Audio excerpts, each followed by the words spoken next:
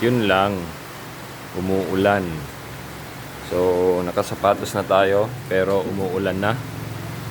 So, ang option natin ngayon, indoor na naman. Indoor na training.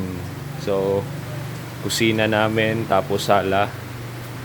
So, yan yung tatakbuhan ko ngayon. So, ang pinaka matagal kong tinakbo dito, 3 oras, 21 kilometers.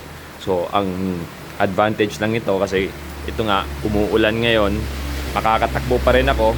Saka, isang pinaka-advantage talaga na masasabi kong maganda sa indoor na running kahit yun nga nasa loob lang tayo, is that mas madali kong i-maintain yung zone 2 na heart rate ko. So walang problema kasi usually ang heart rate ko dito pag nasa loob lang ako, lalo na ngayon na gabi na maintain ko lang ng around 130 and below. Usually yung pinakamataas na lang siguro 135 ganun. So back to basic tayo. So kung meron kayong treadmill, try nyo, 'di ba? Mas madaling mag-maintain ng zone 2 na heart rate kung treadmill lang kayo.